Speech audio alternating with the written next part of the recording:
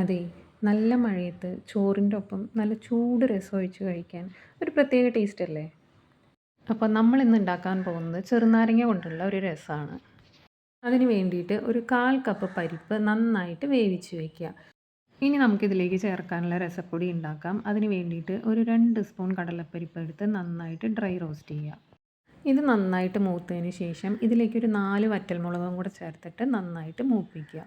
ഇനി ഇതിലേക്ക് 1 സ്പൂൺ കുരുമുളകും 1 സ്പൂൺ ജീരകവും 1/2 സ്പൂൺ ഉലുവയും കൂടെ ചേർത്തിട്ട് നന്നായിട്ട് റോസ്റ്റ് ചെയ്യുക.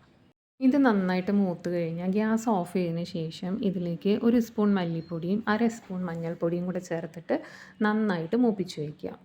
ഇതൊരു മിക്സിയുടെ ജാറിലിട്ടിട്ട് നന്നായിട്ട് പൊടിച്ച് വയ്ക്കുക. ഇനി നമ്മൾ വേവിച്ച് വെച്ച പരിപ്പെടുത്തിട്ട് മിക്സിയിൽ നന്നായിട്ട് അരച്ച് വയ്ക്കാം. മിക്സിയിലിട്ട് അരച്ചില്ലെങ്കിൽ നന്നായിട്ടൊന്ന് ഉടച്ചെടുത്താലും മതി കേട്ടോ. ഇതിലേക്ക് ആവശ്യത്തിന് വെള്ളം കൂടെ ചേർത്തിട്ട് നന്നായിട്ട് ഇളക്കി വയ്ക്കുക. ഇനി ഇത് നമുക്ക് നന്നായിട്ട് തിളപ്പിച്ചെടുക്കണം. കൂടെ ആവശ്യത്തിന് ഉപ്പും നമ്മൾ നേരത്തെ പൊടിച്ചു വെച്ച രസപ്പൊടിയില്ലേ അതും കുറച്ച് മല്ലിയിലയും കൂടെ ചേർത്തിട്ട് നന്നായിട്ട് തിളപ്പിക്കുക. നന്നായിട്ട് തിളച്ച് കഴിഞ്ഞാൽ പുളിയൊക്കെ ഒന്ന് ബാലൻസ് ചെയ്യാൻ വേണ്ടിയിട്ട് ഒരു ചെറിയ കഷ്ണം ശർക്കരയോ ഒരു ചെറിയ സ്പൂണ് പഞ്ചസാരയോ ചേർക്കാം കേട്ടോ. ഇനി നമുക്കിത് താളിച്ചെടുക്കാം. അതിന് വേണ്ടിയിട്ട് എണ്ണ ചൂടാക്കിയിട്ട് കടുക്, വറ്റൽമുളകും വേപ്പിലയും കൂടെ നന്നായിട്ട് മൂപ്പിക്കുക. കുറച്ച് കായപ്പൊടിയും കൂടെ ചേർക്കാം. ഇത് നമ്മുടെ രസത്തിലേക്ക് ഒഴിച്ചിട്ട് നന്നായിട്ട് മിക്സ് ആക്കുക.